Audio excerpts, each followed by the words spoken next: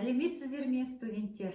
Мен Мұхамеджан Тынышбаев атындағы Ақтау көлік колледжінің қазақ тілі мен әдебиеті пәнінің оқытушысы Мархабаева Ғазиза Аманжолқызы.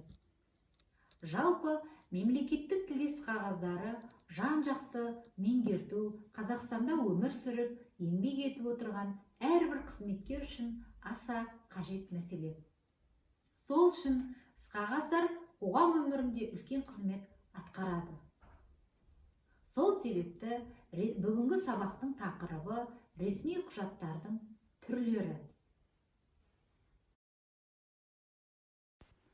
Ресми іс қағаздарының түрлері азаматтық қарым-қатынас құжаттары, жеке бас құжаттары, басқару ұйымдастыру құжаттары болып үшке бөлінеді.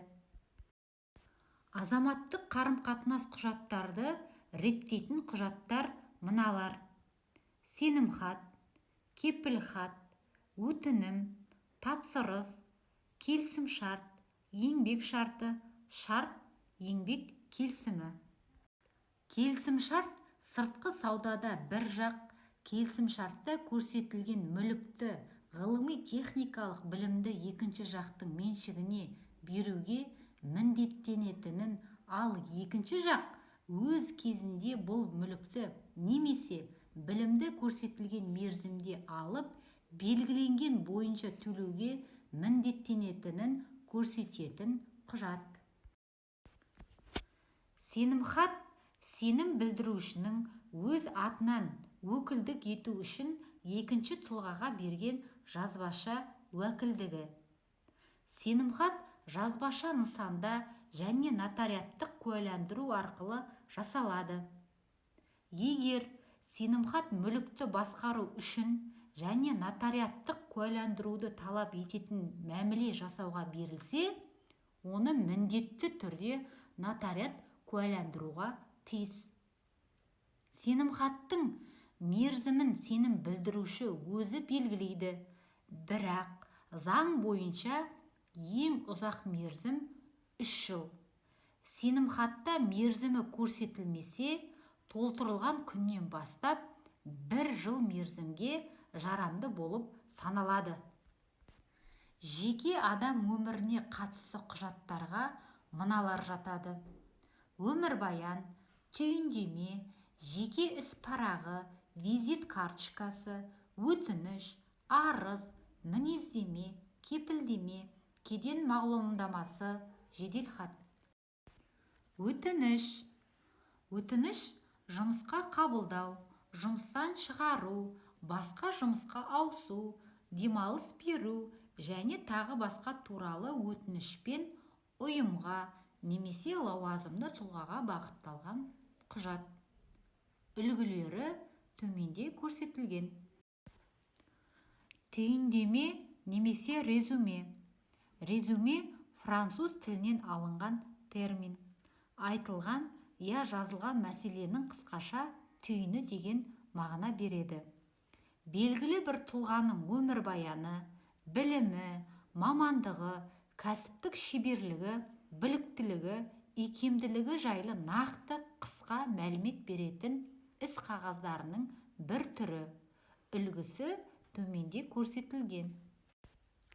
Басқару, ұйымдастыру, өкім шығару қызметіне қатысты құжаттарға мыналар жатады: үкім, өкім, жарғы, жарлық, ереже, хабарлама, бұйрық, нұсқау, ресми хаттар, хаттама, жарнама, хабарландыру.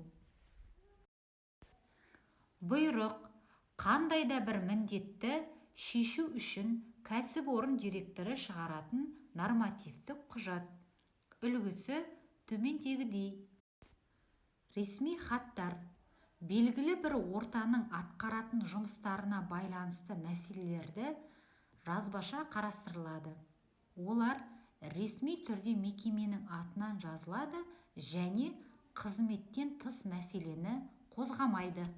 Іс қағаздарының қызметтері мыналар: жеке тұлғалар арасындағы қатынасты реттеуші, жеке адам мен қоғам арасындағы қатынасты реттеуші, әртүрлі мекеме ұйымдардың өзара байланысын реттеуші.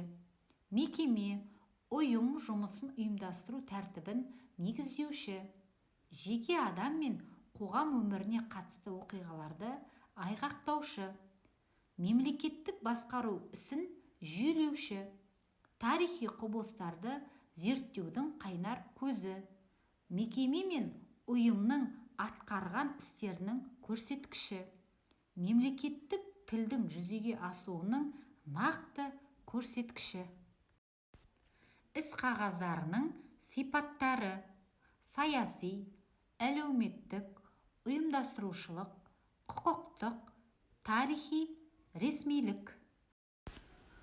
Құжаттау үрдісінің элементтері: құжаттарды дайындау, құжаттарды жолдау, тіркеу, сырттан келген құжаттарды қабылдау, тіркеу, құжаттарды қолдануға дайындау, құжаттардың жүзеге асырылуын бақылау, құжаттарды мұрағат қорына дайындау.